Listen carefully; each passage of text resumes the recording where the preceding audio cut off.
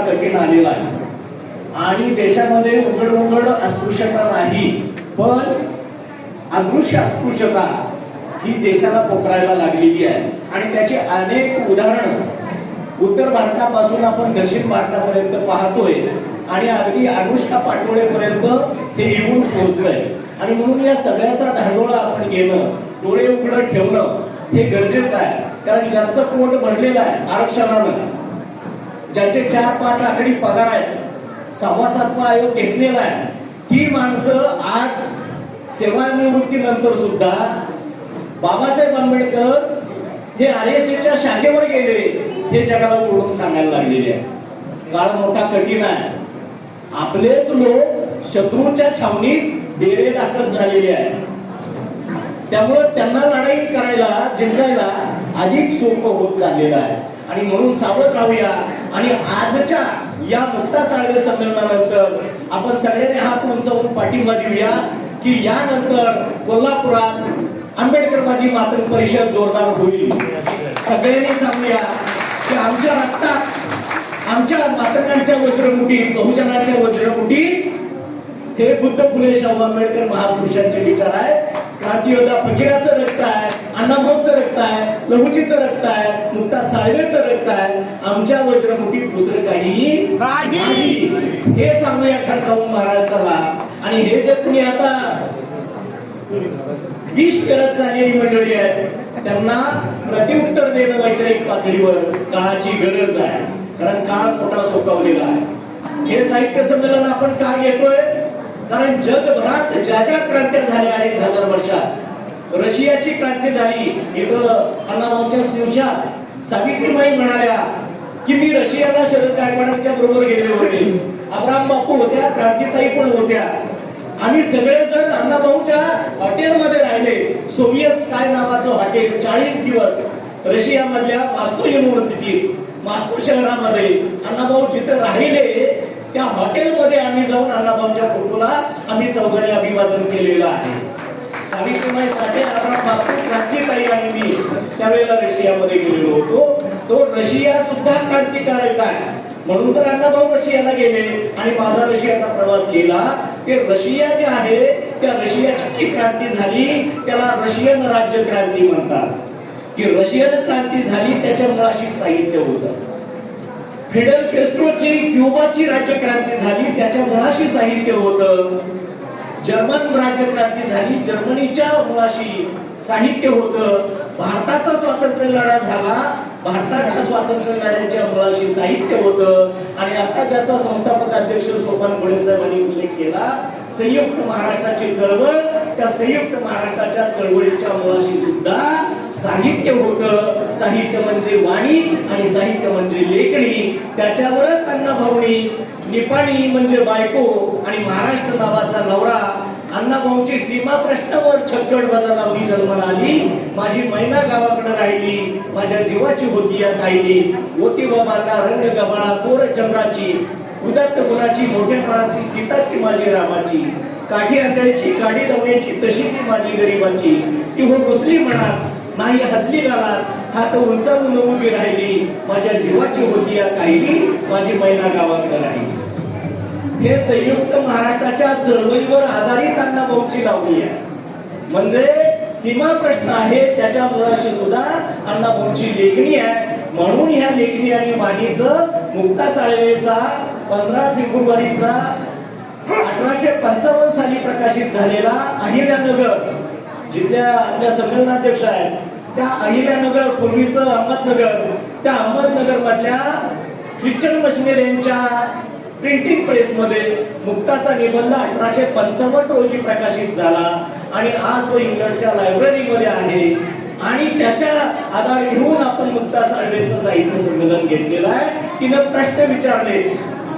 आमच्या सुकुमार कांबळे सर जसं भाषणात सांगतात की तू ख्रिश्चन आहेस तर तुझं काहीतरी बायबल, तू मुस्लिम आहेस तर तुझा काहीतरी धर्मग्रंथ आहे, तू हिंदू आहेस तर तुझा आहे, आम्हाला काय आहे?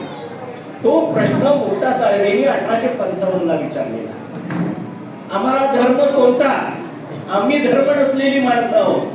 आज आपण सगळे विचार करूया.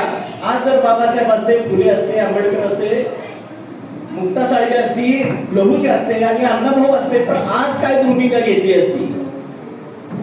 हे मुंबईतले दोघं आणि दिल्लीतले दोघं यांच्या बाजूने हे सगळे गेले असते का यांच्या विरोधात रान उठवलं असतं? आपण आपल्याला प्रश्न विचारूया, काय केलं असतं?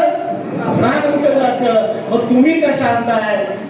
भीमा तुझ्या मताचे जर 5 लोक असते, तलवारीचे दयांच्या न्यारेचे टोक असते, तुमचं रक्त का पेटत नाही? हा प्रश्न या साहित्य संमेलनाच्या निमित्तानं आपण उजागर करूया. रक्त पेटलं पाहिजे. शरीरात अल्कोहोल पेक्षा रक्ताचं प्रमाण वाढलं पाहिजे, अल्कोहोलला नाकारलं पाहिजे, हे या संमेलनातून आपण घ्यायला हवं. आणि म्हणून मी म्हणालो की आपण लवकरच कोल्हापुरात महाराष्ट्रभर होत आहे. सचिन बगाडे पुण्यात घेतली आंबेडकरवादी मातृ परिषद, यानंतर सगळ्या महाराष्ट्रभर सुरू झालेला आहे. आपणही ज्यांच्यामुळे खातो, ज्यांच्यामुळे मोठे झालो, जे काय माणसात आलो, ते बाबासाहेब आंबेडकर आणि भारताचं संविधान आहे. मग सगळे बाकीचे आहेत, या सगळ्या महापुरुषांना वंदन करायचं.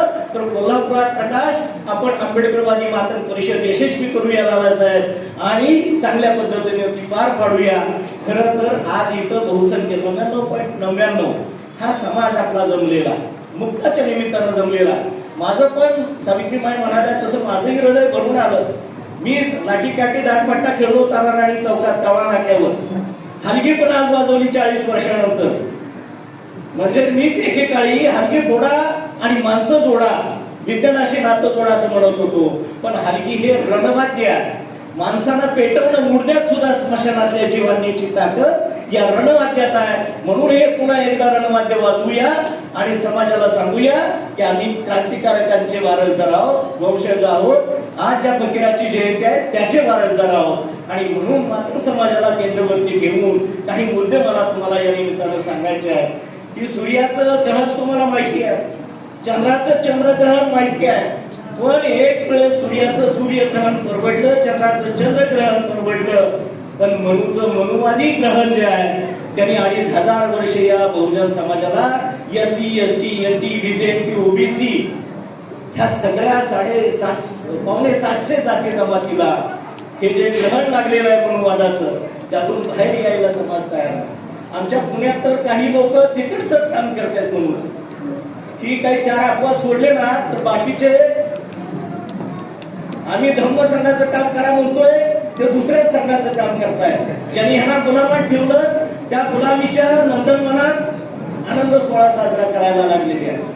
पिंजऱ्यातला पोपट, मी आता वाघाचं उदाहरण दिलं, सर्कशीतला पोपट, त्या पोपटाला भरारी मारावी आणि गरुड भरारी घ्यावी, त्या छतातून बाहेर जावं कनातीतून सर्कशीच्या, असं का वाटत नाही?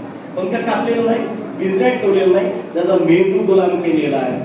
तसा बहुजन समाजाचा मेंदू गुलाम करण्याचं षडयंत्र आज देशात रचलं जात आहे. म्हणून मनुच्या ग्रहणातून आपण बाहेर येऊया, त्याच्यासाठी सनातनी त्या ग्रहण नाकारूया आणि तांब्या पितळेचे जे टाक आहेत ते जरा बाजूला ठेवूया. घरात मुलांसाठी कॉम्प्युटर घेऊया आणि हलगीवरची जी बोट आहेत, जशी हलगीवरची, ताशावरची, डमरूवरची बोट आपली पडतात ना त्याच्यावर, तशी ती संगणकाच्या कीबोर्डवर पडली पाहिजे. तर आपल्या घरी, मातंगांच्या घरी क्रांती होऊ शकते.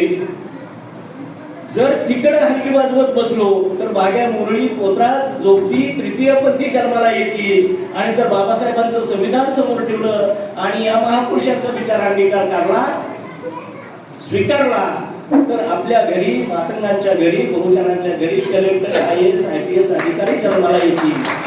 ते तिकडे म्हणायचं, तिकडं उद लक्ष्मीच्या नावानं उद म्हणायचं की इकडे येऊन बुद्ध म्हणायचं. हा विचार आपण स्वीकारायला पाहिजे, बदलायचा आहे. आपल्याला त्या बुद्धाच्या प्रभावानं सारं जग प्रभावित झालेलं आहे. 64 देश आहेत जे बुद्धाला मानतात. आपल्याकडेच फक्त त्याला एका वाड्यात, टक्क्यात बंदिस्त केलेलं आहे. तेही बाबासाहेबांनी 56ला स्वीकारलं. म्हणून तो क्षत्रिय राजपुत्र आहे, त्याला जगाला संदेश दिलेला आहे. आणि म्हणून वाटाचे पिंडे आता बाजूला टाकूया आणि ग्रंथांचे बंडल, ग्रंथ प्रदर्शन भरलंय, ग्रंथांचे बंडल आपण डोक्यावर घेऊया. वाघाचे पिंडे, किरसुनीचे पिंडे बाजूला टाकूया, ग्रंथाचे पिंडे डोक्यावर घेऊया आणि हलगीच्या ठेक्यावर नाचण्यापेक्षा फुले शाहू आंबेडकरांच्या विचाराच्या जागेत आपण एकत्र येऊया. दोरखंडाचं चाक बंद करूया आणि क्रांतीचं चाक अधिक कसं गतिमान होईल याच्यासाठी आपण प्रयत्न करूया. इथं आम्हाला जे काल मोहिते साहेबांनी इचलकरंजीच्या आम्हाला मानपत्र दिलं बापू, ते दाखवा जगाला. हे मानपत्र काल मी म्हणालो हे भारी केलंय, सुंदर आहे, पण ती केळसुनीच शेवटी आमच्या वाट्याला आलेली आहे. इथं लेखणी आणि पुस्तक असतं, ग्रंथ असतं. मोहिते साहेब खूप मोठा माणूस आहे, त्यांचे मोहिते गुरुजी हे मोठे समाजसेवक होते, आहेत तिथं. त्यांनी छान केलंय आमच्यासाठी हे. मग त्यांना मी म्हणालो मागिनीनं म्हणजे लक्ष्मी, काल मी जे बोललो त्यांना ते तुम्हाला सांगतो. लक्ष्मी नावाच्या मागिनीनं बनवलेली केळसुनी, त्या केळसुनीला लक्ष्मी समजून पूजलं जात आणि ज्यांच्या घरी पूजलं जात त्यांच्या घरी लक्ष्मी येते. आणि जिनं ज्या लक्ष्मी मागिनीनं बनवली ती केळसुनी सारखी कचऱ्यासारखी बाजूलाच. मग ती लक्ष्मी, लक्ष्मीची केळसुनी हिच्या घरी लक्ष्मी नांदणार ही गोष्ट झाली पाहिजे. त्याच्यासाठी मुक्ता साळवेंचा निबंध हा महत्वाचा आहे. म्हणून आपण बदल घडवूया. खरं तर काय झालंय, मांग मागांच्या जवळ बसत नाही, मांग मागांचा ऐकत नाही, मांग मागांना मानत नाही. तो कोण लागून गेला? या अहंकारापायी मांग समाज मागे राखतोय. मी पण असेल माग आहे. आम्ही आमच्या समाजावर जे दोष आहेत ते सांगायला पाहिजे, त्यातून बाहेर पडायला पाहिजे, तरच आपली प्रगती होणार आहे. मानसिक गुलामगिरी नाकारली पाहिजे. देवारा जो आहे तो जरा थोडासा बाजूला ठेवूया आणि भारताचं संविधान आणि पुलेशाह आंबेडकर तिथं ठेवूया, तरच आपली प्रगती होणार आहे. खरं तर बंधुबांधव जग चांदावर बांधावर ही अवस्था बदलूया. मुक्तानं त्या काळात जे जे सांगितलंय, जे जे विचार आहेत, ती लाडू खाऊ म्हणते त्या लोकांना आणि लाडू खाऊ लोकांच्या बरोबर आपले सेवानिवृत्त प्राध्यापक फिरतायत. उंदराला घाबरणारे लोक म्हणते ती आणि या उंदराला घाबरणाऱ्यांच्या बळ भरण्याचं काम आपले लोक करतायत. दुर्दैव आहे. आणि त्यांना वाटतं समाजात मला कुणी विचारणार नाही. जा ठामपणानं सांगूया, आमच्या रक्तात आंबेडकरवाद आहे आणि आम्ही परिवर्तनवादी आहोत. आम्ही क्रांतियोद्धा फकीराचे बालकदार आहोत आणि आपण ठामपणाने या गोष्टीला विरोध करूया. बाबासाहेबांच्या सोबत लाखो लोक होते, बाबासाहेबांच्या सोबत लाखो मातंग होते. त्याचा इतिहास आपण 14 ग्रंथातून लिहिलेला आहे. 2500 वर्षाचा इतिहास शरद गायकवाडने लिहिलेला आहे. हा 14 एप्रिलला उद्याच्या लंडन स्कूल ऑफ इकॉनॉमी आणि ऑक्सफर्ड युनिव्हर्सिटी हा मागाचा पोरगा उद्या इंग्लंडमध्ये 14 एप्रिलला बाबासाहेबांच्या जयंतीला जाणार आहे आणि तिथं मुक्ता साळवेचा ग्रंथ त्या ठिकाणी प्रकाशित करण्यात येणार आहे. त्याच्या दुसऱ्या आवृत्तीचं प्रकाशन या ठिकाणी घेतोय आणि 14 एप्रिलला इंग्लंडमध्ये जिथं बाबासाहेब आंबेडकरांचा पुतळा आहे, जिथं बाबासाहेब आंबेडकर राहिले आणि ज्या विद्यापीठात ते शिकले त्या ऑक्सफर्ड विद्यापीठात डॉक्टर शरद गायकवाडांचा ग्रंथ प्रकाशित होणार आहे. तुमचे आशीर्वाद राहू द्या. जय भीम, जय